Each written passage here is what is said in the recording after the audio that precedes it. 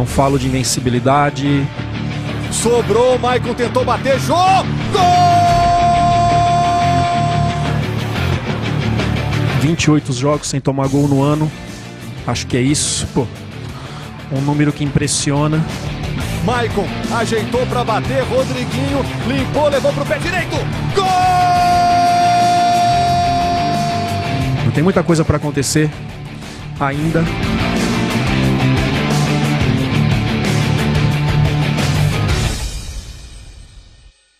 Não adianta nem o Carille fazer campanha e dizer que tem muita coisa para acontecer ainda. Eu não vou falar sobre a possibilidade de o Corinthians não ser campeão. Não hoje. Eu topo falar um dia. Depois da primeira derrota. Depois que o Corinthians perder. Porque assim, não é possível que um time que não perde está com o título ameaçado. Não é possível.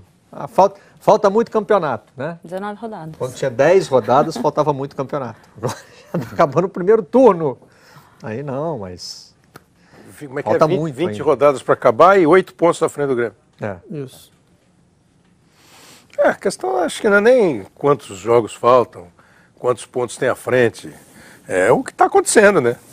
É o que está acontecendo. Corinthians via do seu pior momento no campeonato. Quatro empates, é isso? E a diferença se mantém. É verdade. 4 empates e 13 vitórias. É porque os outros estão vivendo o que é natural viver em qualquer campeonato. Ganha aqui, perde ali, tem dificuldade. Tem classificação aí? A gente tem sempre usado isso aqui. O Rodrigo Vessone participou aqui uma vez e deixou esse ensinamento aqui para nós. Esse legado. Bota uma tarja preta e branca em cima do Corinthians. Não tem Corinthians no campeonato. Aí o campeonato está abertíssimo. Olha que campeonato maneiro. Olha lá, 36, o líder com 34, 36, 32, o segundo com 34, o terceiro com 32, depois vem 29, 28, até o de 29 estaria na briga, até o de 28 ali você poderia dizer. Se eu não estiver enganada, nessa mesma rodada do campeonato ano passado, o Palmeiras tinha diferença de 1 ponto em relação à pontuação desse ano. O que eu li é que o Palmeiras... dele. A pontuação do Palmeiras como líder já. Tinha 30, terminou o primeiro turno, está valendo hoje que a previsão do Cuca, a aspiração dele é terminar, como ele terminou ano passado, tinha 36 no final do turno ano passado. Ele não consegue chegar, consegue no máximo 35. Mas você vê que mesmo embaixo, né? Nós estávamos conversando ontem, eu e o Caio, a diferença de alguns times que estão aqui embaixo para os times que estão ali do meio para cima é uma diferença ainda justinha, apertadinha. Aliás, como é... Começou a apertar. Não, sim. Tipo, a primeira página já se diferenciou bastante da segunda. Da segunda. Assim, né? Então, mas se você pegar, se o São Paulo fizer... Quem ganhar hoje de São Paulo e Curitiba, vai lá para cima. Vai lá para fazer 22 pontos. Já está na primeira colocação na virada de página. Começa a aspirar o G6. Eu ainda acho que é um campeonato muito achatado. Se você pegar o Botafogo, que está ali na primeira página... São 24, né? Então, são 5 pontos, são 2 rodadas para a zona de rebaixamento. É que eu estou pensando estava pensando no G6. Você tem o Flamengo pensando no G4, mas aí esses estão numa situação mais confortável. Do Flamengo, coloca o Sport numa situação confortável também. Do Sport para baixo, acho que está todo mundo num bloco muito de risco. A diferença com 2 rodadas muda tudo. A diferença é a situação de conforto e o que os caras começam a largar um pouquinho. Os que passaram dos 30 pontos parecem numa situação muito mais própria para disputar o campeonato. Sei lá em qual posição, porque virou um campeonato de 2. E tem esse negócio do campeonato equilibrado, o Corinthians desorganizou tanto isso, mas se você vai pensar no campeonato organizado, acho que tem mais um indício. Teve grandes arrancadas ou grandes despencadas, para citar o Renato Gaúcho? Palmeiras, vai. Palmeiras. Mas é uma arrancada, sim? É uma sequência gigante de vitórias, por exemplo? 3 vitórias, 1 empate. Não, mas não tem 6 vitórias, 5 vitórias? Mas nunca tem, né? Que a gente já viu? Quase nunca tem, né? Aquilo que você falou... Dentro do campeonato costuma ter umas 3 ou 4, sabia? Foi você que falou na segunda-feira, não foi? Que o Palmeiras nas últimas 10 rodadas é o time que mais... Sérgio Xavier trouxe a informação. O time que mais pontuou, né? Ontem somou mais 3 pontos, então vai continuar. Nas últimas 11 rodadas é o time que mais pontuou. Então ele deu uma arrancada que ele estava ali meio embaixo. Você vê, que é a mesma pontuação do Corinthians. O Corinthians é chato por causa disso. Exato. Né? O Palmeiras arrancou, mas ele arrancou para ficar igual ao Corinthians. Claro. Ficar igual ao Corinthians hoje não adianta nada. Então, você tem que ser muito melhor do que o Corinthians hoje para fazer alguma coisa. Da nona rodada para cá está empatado. Porque todo mundo fala, as outras não. Todo mundo fala da diferença que existe do Corinthians para os outros clubes. E aí, por exemplo, em relação ao Grêmio, 8 pontos. São só 8 pontos. Mas 8 pontos, o Corinthians tem que perder os 3 jogos, são 3 jogos. Pensa em um, que o Grêmio vai ganhar. Você tem que imaginar que o Grêmio porque é o jogo, né? em São Paulo. Não, pensa no lado do Grêmio. Pro Grêmio falar, como é que eu vou tirar essa diferença? Você já tem que partir de ganhar. Eu preciso ganhar Então do são Corinthians. 6. São 6. Seriam 5. 5. Então, na Aí verdade, o Corinthians precisa perder 2. E Empatar uma e perder recentemente, outra. até a última rodada, a gente viveu isso. O Corinthians não conseguiu vencer, ele não perdeu. Ele não conseguiu vencer 2, 3 rodadas. E ninguém chegou. Porque o Flamengo tropeçou, o Grêmio tropeçou. E ainda teve, Aiello, por ironia da tabela, na rodada que o Corinthians empata, teve muito confronto Palmeiras e Flamengo, Santos e Grêmio, e os jogos empataram. E o Corinthians passou por uma tabela, por uma parte da tabela com jogos difíceis. Eu uso sempre um parâmetro nessa coisa assim, o que você precisa para isso, para aquilo, para ser campeão, para ir para a Libertadores, para escapar do rebaixamento. Que tipo de campanha você tem que fazer daqui até hoje? E compara com a que você já fez. Claro. Vai ser muito diferente do que você já fez, o torcedor sempre acha que falta muito campeonato. Mas aí tem uma hora que falta muito campeonato, mas para escapar do rebaixamento, por exemplo, um time tem que fazer uma campanha de campeão. Por que ele vai fazer uma campanha de campeão daqui até o fim, se até agora ele fez uma de rebaixado? Que é sempre o meu raciocínio. Eu acho que essa que é por aí que você tem que ver. Porque um time que em 17, 18 jogos ganhou 13 e empatou 5, é isso? Vai perder agora um monte? Ganhou Por quê, 14 e empatou 4. Agora vai perder 14. Por quê? O que vai acontecer de diferente? Oscilação é uma coisa, agora despencar, como diz o Renato Gaúcho, é outra. O Corinthians, por exemplo, para chegar aos tais 72 pontos, que é uma numeração que já dá para ser campeão, né? Não te garante ser campeão, até porque esse campeonato está muito disputado. Numa campanha perfeita é metade do turno. Uma campanha perfeita. O Corinthians daqui para frente precisa ser o que o Sport foi no campeonato. Isso. Ou seja, ele pode fazer daqui para frente uma campanha de 6º colocado. É uma campanha boa. O Sport está longe de fazer uma campanha ruim porque está na zona da Libertadores. Mas, enfim, o Corinthians pode cair bastante de rendimento. Ele pode se comportar agora como se comportou o 6º colocado.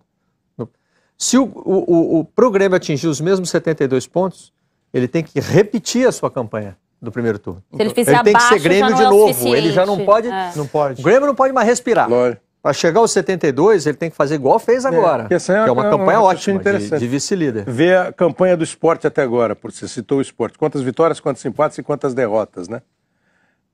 Seria a campanha que precisaria... Mais ou menos você calcula o que falta para o Corinthians. Né? Então, mas 8 vitórias, 4 empates e 6 derrotas. Aí se acrescenta algumas coisas. O Corinthians coisas. ainda está com lastro para perder 6 jogos. Então, e ele trabalha com isso.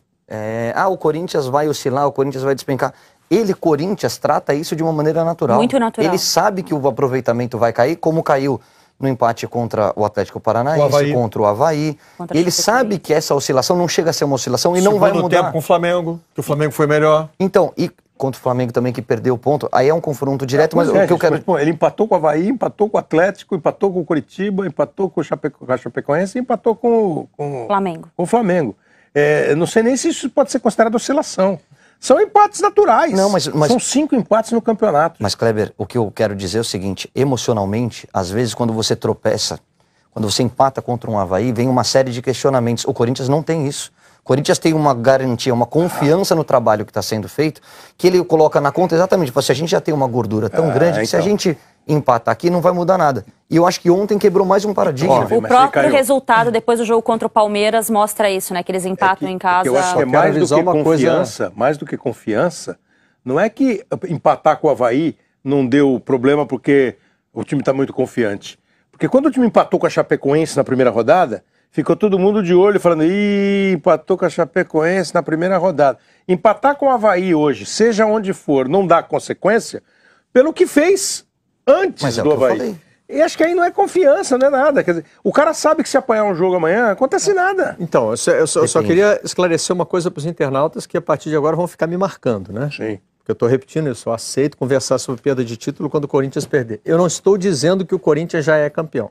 Nem eu. Não acho. Porque isso aí é toda quarta, todo domingo. Você tem que voltar lá e repetir o desempenho.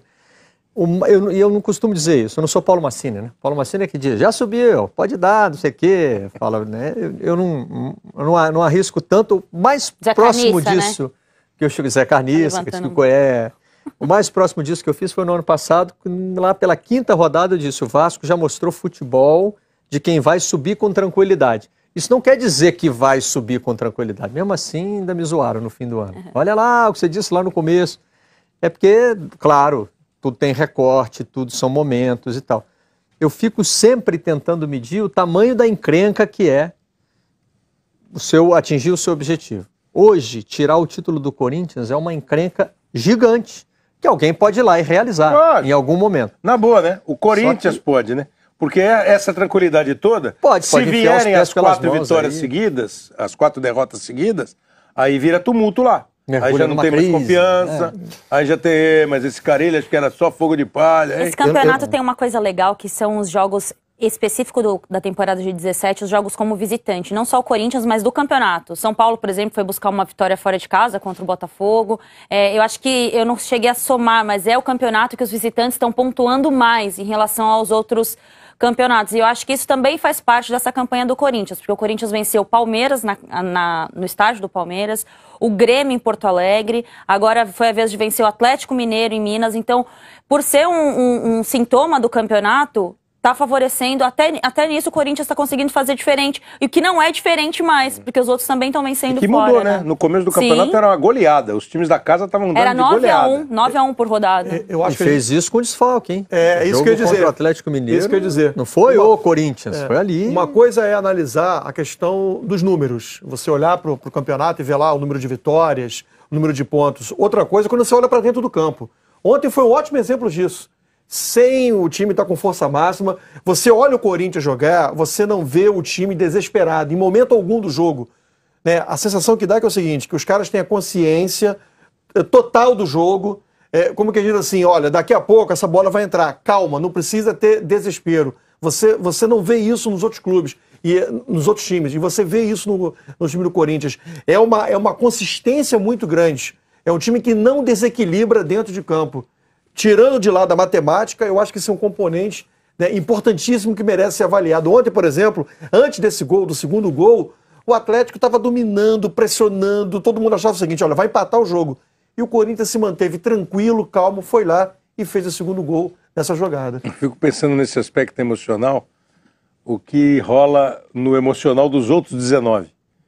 Nós vamos jogar com os caras, ninguém ganha dos caras. Como é que nós vamos ganhar dos Efeito caras? contrário. Como é que nós vamos ganhar dos caras? Efeito contrário. E agora? Pô, eu martelei, tomei o gol. Não sei se isso acontece. Você acontece. Que ganhou muito mais jogo do que perdeu. Eu acho que acontece, é um traíra, né?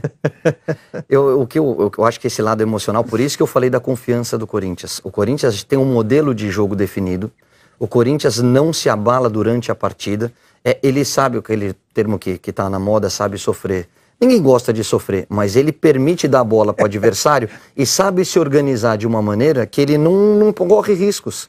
E quando ele é vazado no sistema defensivo, tem um goleiro vivendo uma fase absolutamente fantástica. Fico pensando então, o que é o sofrer, se isso é sofrer.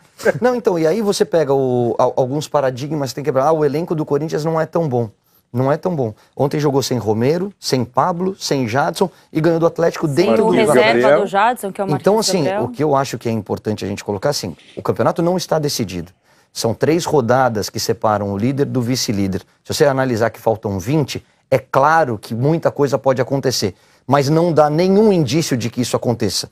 Pela estabilidade, pelo modelo de jogo do Corinthians, pela forma como ele lida quando tropeça, se a gente pode encarar como tropeço, porque ainda não perdeu nenhuma, mas alguns empates, você vê o emocional igual, você não vê crise, você vê eles tratando o empate de uma maneira absolutamente natural.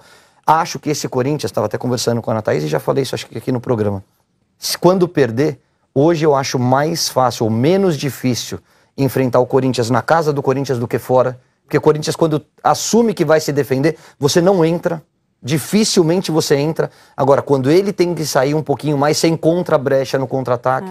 Então é um time muito difícil de ser batido. Isso que o Kleber falou é verdade. Você já entra meio que tentando encontrar soluções. O duro é pensar quem pode tirar o título. Quais são os reais candidatos a tirar o título? Quer olhar as posições abaixo da tabela? Grêmio está na Libertadores, Santos está na Libertadores, Palmeiras está na Libertadores e o Flamengo que já ficou longe. Grêmio, Libertadores e Copa do Brasil. E o Flamengo que já ficou longe, Copa do Brasil. Eu nem vejo por esse aspecto. Eu acho que quem está querendo brigar tem que brigar pelas 3. Isso eu não vou. Vai ser difícil. Ainda mais porque é um jogo por mês, né?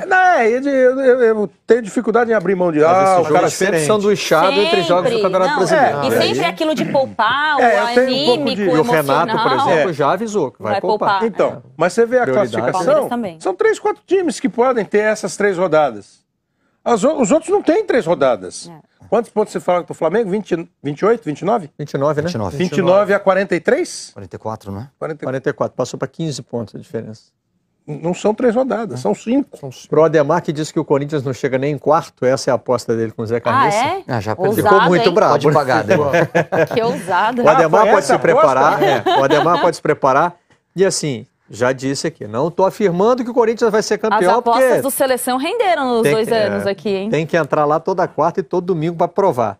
Mas eu acho que já é prudente para os adversários se prepararem para ser zoados. Porque, além de tudo, esse título tem muita cara de Corinthians, né? Começou chamado de quarta força, foi campeão paulista. Não contratou o Drogba, trouxe o Jô. Foi zoado porque não trouxe isso mesmo. Então, aí, estavam sacaneando a gente, então agora vocês vão ver. Né? Tem muito de Corinthians isso, né? Do temperamento. A coletiva do Carille, depois do jogo contra o Palmeiras, eu acho que mostra que até quem trabalha no Corinthians ficou surpreso com o que está acontecendo. O Carille fala, olha, eu sabia quem encaixar, mas não sabia quem encaixar tanto, né? E eu acho que isso mostra um pouco do que é o Carille, o Corinthians e esse momento que o time vai vivendo. Luiz Ademar. Já pode pagar. Começar, Esse aí já pode pagar. Começar a se preparar para pagar. Qual que é a aposta? Eles não definiram muito, não. Essa semana eles até ficaram assim, que quem perdesse ia ficar 1 ano afastado, mas o Ademar precisa trabalhar, né? Acho melhor não entrar nessa. Acho melhor ele não... A gente se livra do Zé Carniça se ele perder, é isso? Então, seria lindo, né? Mas infelizmente... Mas acho que vai ficar pro ano que vem. Não vai rolar. Zé Carniça vai continuar aparecendo aí. Teve um jogo entre... Bacana aí, né? Essas imagens de bastidores, eu acho muito legais, né? São muito... Olha o Daniel Augusto Júnior ali, ó. Ele é o fotógrafo que lançou... Ficou de mandar para mim, hein? Para eu mostrar aqui. O Primeira Força. Quer dizer, até o livro da conquista do Campeonato Paulista tem no título uma resposta ao deboche dos adversários que agora foi incorporado pelo Corinthians. Não, virou o lema da temporada de 17 do Corinthians, né? E a Thaís estava falando, a gente vindo para cá, eu acho que a personificação, quem melhor retrata esse momento do Corinthians é o Jô. O Jô é exato, se você pegar e contar a história e mudar o título para Jô ou para Corinthians é a mesma coisa. Pergunta para qualquer torcedor do time se ele ia ficar feliz com o anúncio do Jô na contratação no começo da temporada. Olha, seu time trouxe o Jô.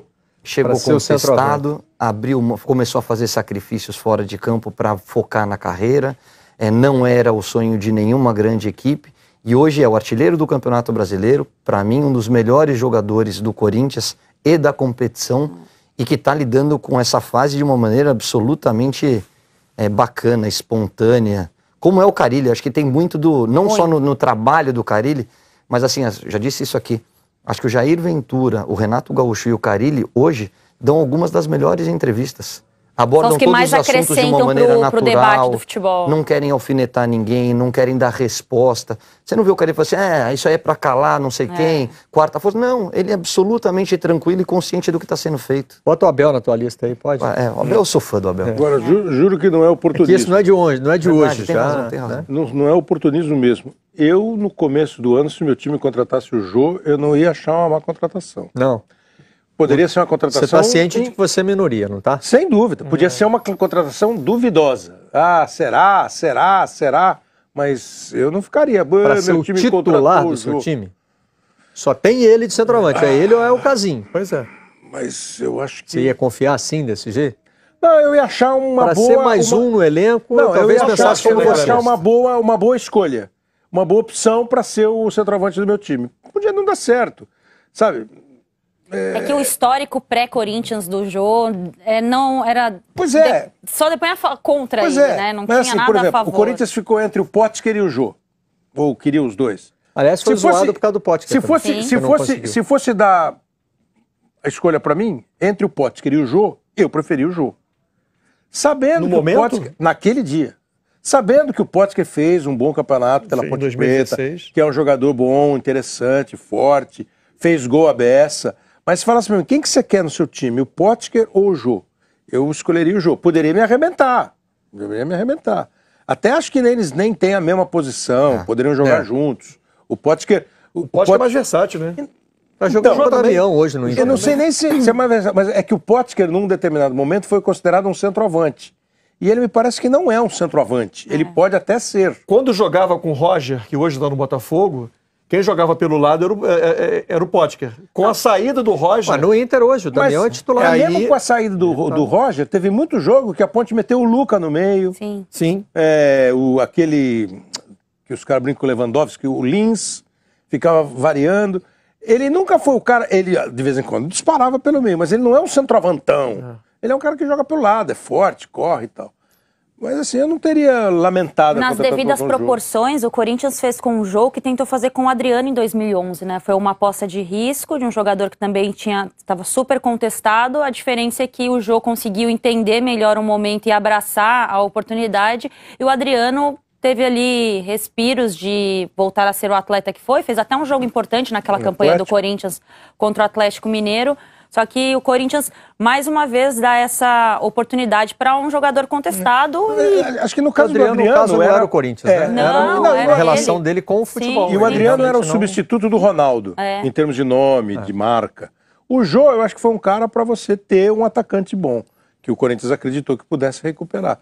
E numa fase que o Corinthians não tinha muito dinheiro para investir, né? Mas tudo isso precedido, como disse o Barreto, né? De um assunto de um nome de peso, o Drogba. Ou seja, vem aí o Drogba, a torcida, poxa, agora vai, caramba, baita reforço, daqui a pouco, não, vem o Drogba. Foram muitos memes. E vem o Jô. Eu quero, peraí. Já fiquei triste que não veio o Drogba. Ele já estava treinando lá, né, no Corinthians, desde o final do ano passado, o Jô. Então ele foi meio que tipo... O Aelo está dizendo o seguinte, era para ser o titular, era para ser o camisa 9 do Corinthians, era para ser o Drogba. E o Jô ficou na dele, vai mesmo ser quando o Jô, vai ser o Jô. Era a mesma coisa, o Jô não falava nada, ele ficou ali na dele, fazendo o trabalho dele. Mas aí tem duas coisas que eu acho que são legais. Primeiro, na comparação com o Adriano, não adianta, você pode colocar toda a estrutura, por mais profissional que seja, à disposição do atleta, se o cara não tiver afim, se o cara não puser a cabeça no lugar e falar, olha, tô a fim de fazer sacrifícios e focar no maior patrimônio que tem um jogador de futebol, que é o quê? O seu próprio corpo. O Jô tá forte fisicamente, o Jô tá sobrando, inclusive, na questão física.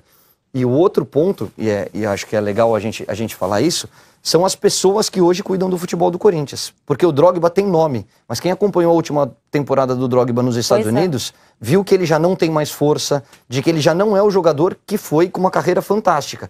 O momento do Drogba você traria para um efeito de marketing.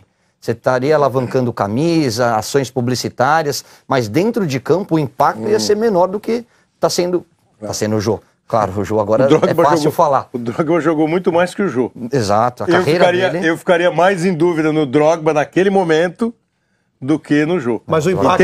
Entenda. Não tô falando nada que o Drogba... não eu vou cantar, o Jô é melhor que o Drogba. Não é isso. Não é isso. O Drogba foi muito mais jogador do que o Jô ao longo da carreira. Jogador, o Drogba. Mas o momento em que ele vinha pra cá, que ele poderia ter vindo pra cá, será que ele ia chegar também, né? Pra jogar? Será que ia chegar pra jogar bola, pra ser campeão brasileiro? Agora, fica tudo no será. O outro chegou com essa interrogação, com esse impacto menos explosivo, mas tá jogando, né? Pra gente encerrar, o Globo Esporte dá mais uma medida do tamanho da encrenca, que é tirar o título do Corinthians. Se vencer na próxima rodada, qual é o último jogo mesmo? Esporte, no sábado. Em casa? No Corinthians. Em casa.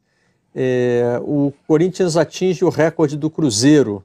De 2004? De 2003. 47 pontos. Perceberam alguma coisa aí nesse recorde? Com uma diferença, né? Na época do Cruzeiro, o Campeonato Brasileiro era jogado em 23 rodadas e hoje são só 19. 4 rodadas a menos e o Corinthians pode atingir o recorde da era dos pontos corridos. Pode igualar um time que, que tem a melhor campanha, a maior pontuação da história dos pontos corridos. Né? O Corinthians pode alcançar essa pontuação com 4 jogos a menos. Na 7ª rodada desse campeonato desse ano, algumas pessoas que entendem bem aí de campeonatos pontos corridos fizeram uma conta, conversando em off, assim, e o campeão esse ano sai com 85 pontos pela campanha que o Corinthians está fazendo, né? Que é um recorde de pontos quebrado pelo próprio Corinthians no campeonato de 2015, né? Quando chegou 81. E joguinho enjoado sábado. Contra o Sport. Joguinho enjoado. Isso que o cara falou, jogar em casa. Jogo enjoado sábado. se mantiver essa diferença, o Corinthians terá também a maior diferença de primeiro para segundo colocado na história dos pontos corridos, né? Até hoje é de 7. Mas já teve aquele campeonato, um dos campeonatos de exceção que a gente tem, foi 2008 e 2009, né? 2008, em 2008 São Paulo essa tira pro diferença Grêmio, chegou, acho que a 11. e o Flamengo tira pro Palmeiras. Ela aumentou para 11. Mas não era exatamente na virada do turno, foi já dentro do segundo turno. Dentro do retorno. A vantagem aumentou e foi superada pelo São Paulo de 2009. O Flamengo não, né? O Flamengo não era... o problema do Flamengo não era a diferença de pontuação, era de ter muita gente na frente. Sim, eram foi 6 times na frente. de posições, né? E houve também um desequilíbrio, né? Eu lembrei de jogos em 2009 que o Flamengo fez uma troca de mando de campo por causa sem Maracanã. Aí o Flamengo jogou algumas partidas fora de casa para depois jogar em casa. Não tinha Maracanã, hein? Salvo engano. 2009. Maracanã é um estádio que está deixando de existir. Maracanã está um estádio que lentamente vai sumindo do nosso imaginário. Maracanã, daqui a pouco vai ser uma lembrança. Sim. Gente, a seleção brasileira não vai jogar no Maracanã. Rapaz, vai ser aquela coisa, né? Nostálgica, né? Aquela coisa nostálgica. Né? E o que é pior, esse estádio e o que é mais grave. Quando você passar em frente, toda vez... Pô, aqui era um estádio... Toda vez que eu assisto... Papai via jogo aí, filho. É isso aí. Jogo, pai? O que é? Futebol. Isso. Essa é a minha grande preocupação e minha grande indignação com o que está acontecendo com o Maracanã. Amanhã... Quem tem hoje 10 anos, quem tem hoje 12 anos, como nós já tivemos, e a gente frequentava o Maracanã, não conhece o Maracanã como palco de futebol. Pode achar que teve show, pode achar que teve algum tipo de atividade. Agora, futebol, quem tem hoje 10, 12 anos, não tem mais essa memória de olhar para o Maracanã como nós... Vai lembrar da cerimônia de abertura, encerramento da Olimpíada. Só. Algum jogo de Copa, que eventualmente tem aí. Missa do Papa. Missa do Papa. Na minha infância era o Frank Sinatra. Frank Sinatra. Tinha Papa também, já Frank Sinatra. No sábado, agora nós vamos ter aqui no Sport TV 2 um programa sobre legado olímpico. Estaremos eu, Marcos Uchoa e convidados. E um dos assuntos que a gente vai tratar é esse. Como que, né? Um dos legados da Olimpíada não só da Olimpíada, né? O Maracanã todo um processo, fruto de vários outros desmandos, mas assim, a gente perdeu o Maracanã. Tem perspectiva, Barreto, de que volte o Maracanã hoje ele não é operacional. Ele simplesmente não é operacional. Você tem que botar 40 mil pessoas para empatar. O Fluminense conseguiu reduzir as taxas. Você começa a ganhar dinheiro a partir de 40 mil pessoas. O Fluminense conseguiu... Então você imagina o seguinte, você vai botar 60 no Maracanã, é um público extraordinário. Incrível. O Flamengo bota 20 na ilha. Ele começa a ganhar a partir de 0 na ilha. Então, o que é melhor? Ter que botar 60 no Maracanã ou poder botar 20 na ilha? No balanço lá. O Fluminense conseguiu reduzir esse número para 21 ou 22 mil. Por isso que o acordo do Fluminense é melhor. Do Fluminense já é mais interessante. Para poder jogar sábado com o Atlético Goianiense. Agora, assim, 21 mil para ficar 0-0. Para não ganhar nada e também não ter que botar começa a ganhar dinheiro no 21.001. Mas esse jogo, só para não perder o gancho, Cleber, pelo que eu vi ontem, e aliás quero até aproveitar um Twitter do Ricardo Rocha, do nosso amigo Rocha, e ele foi muito feliz na explanação dele. Ele falou, poxa, será que tem que ter uma tragédia para unir as torcidas? Para a gente ter uma reação bonita como teve a torcida do Sport? Estou falando disso porque eu acho que seria... E espero e entendo que a torcida do Fluminense vá fazer isso. Seria uma grande demonstração de carinho você botar 50 mil pessoas sábado contra o Atlético Goianiense. Para aplaudir o Abel. Para aplaudir o Abel. O cara que o Abel é, o que ele significa para o futebol, o que ele significa para o Fluminense. Voltar a trabalhar 2 dias depois. Nessas horas, a forma como ele está encarando. E ele precisa de um abraço, cara. E acho que a torcida do Fluminense tem essa consciência. Vai ter. Eu acredito nisso. Muito mais do que a presença de torcedor, acredito em algum tipo de manifestação via mosaico, via faixas, né? Não, alguma coisa. Não tem a menor dúvida. Né? Isso vai acontecer. O Fluminense vai fazer, até porque o Fluminense merece todos os elogios no comportamento após a tragédia que se abateu sobre a família do Abel. O jogo, inclusive, o presidente do Fluminense foi ao IML com o Abel. Ele está presente desde o primeiro momento. Claro, venha quando você quiser, vá quando você quiser. E esse jogo já Se não quiser ir, não vá. A mobilização para adiar o jogo com a Ponte. E esse jogo já foi mudado de horário foi impecável. E de dia, já pensando nisso, porque esse jogo na tabela era domingo. Era segunda. Lá em Edson Passos. Esse jogo com o Atlético Goianiense. Então, já foi remanejado para o sábado, colocado no Maracanã, obviamente já se pensando nessa E o possibilidade presidente deu uma entrevista, se abraçar o Abel. mostrou ao vivo aqui no Seleção, lembra? Ele falando sobre isso e tal, sobre trazer o jogo. Agora, você vê que tem algumas coisas no futebol aqui nosso, né? A gente acha uma loucura o time precisar meter 20 mil pessoas no Maracanã para ganhar grana. Não devia precisar meter nada. Botou 10, ganha 10, botou 20, 30 mil e 30 mil. Mas a gente começa a achar difícil botar 20 mil, né? Mas é difícil, Kleber. Pois é, e é mas histórico. estranho. O futebol brasileiro não tem médias altas. E outro dia também conhecido como ontem, esse debate apareceu aqui no meio do Você viu programa. Botafogo e Palmeiras ontem? 7 mil pessoas. Mas Pouco mais de 7 mil pessoas. é, Com 2 times que estão ali, estavam 5 o pontos Brasil é separando. um país curioso nesse sentido. É só um o país jogo, que né? ama o É o futebol, jogo, mas né? que não vai ao estádio. Gosta do Tem jogo. uma eu não diferença gosto de muito falar grande dos isso. valores de ingresso, no caso do Botafogo, do Brasileiro para Libertadores, na quinta-feira contra o Nacional? Se tem diferença de O valor. valor é de muito ingresso. alto, o jogo da É bem Libertadores. provável, mas assim, vai estar lotado, né? Sim, Provavelmente então, por quinta-feira isso. vai estar lotado. Por isso que Não, às vezes o cara dá uma... A Mas tendência isso é que eu ser queria mais dizer, cara. eu não gosto de falar... eu gosto de deixar muito claro que eu não falo isso num tom de crítica ao torcedor brasileiro. Ah, você não vai ao estádio. É. O cara tem vários motivos para não ir ao estádio. Inclusive o futebol. Inclusive Inclusive o futebol oferecidos apresentado. motivos. Mas motivo tem motivo econômico. motivo violência. oferecido pelo Tem futebol motivo como um social, todo. Violência, né? Segurança. Tem um no qual a gente é vidraça, que é o horário de jogo, embora a gente explique que, né, os jogos às 21h45 não são a maioria, como muita gente pensa, mas enfim, eles estão no contexto e geram reclamação. O brasileiro tem vários motivos para não ir a estádio. Não é uma coisa...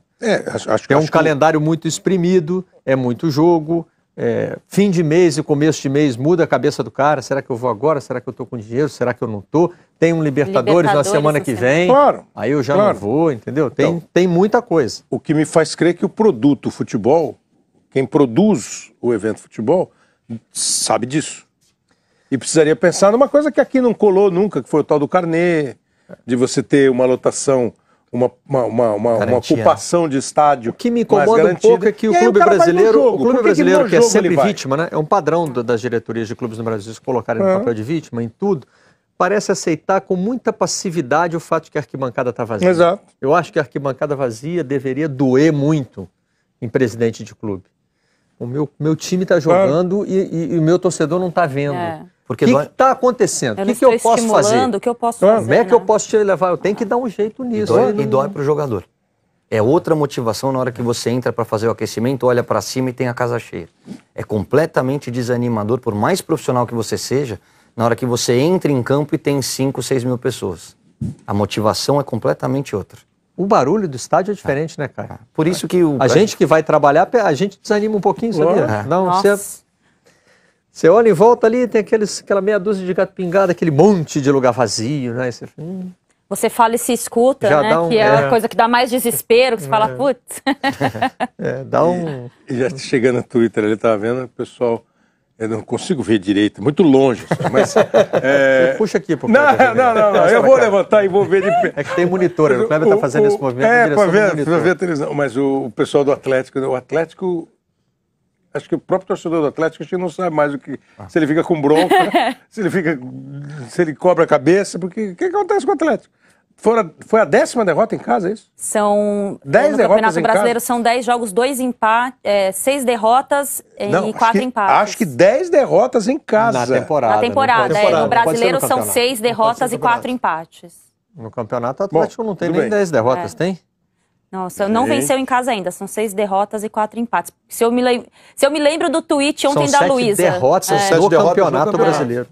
7 Você deve estar com um número de temporada 7 aí. derrotas. No total, Total, do no Campeonato Brasileiro. São 6 em casa e mais 4 empates. Então foi o Bob e o Henrique que Não, me você está enganaram. com um número de temporada. Temporada. Pode ser na temporada toda, incluindo... Ah, não, Brasil tô com louco, Mineiro. peraí.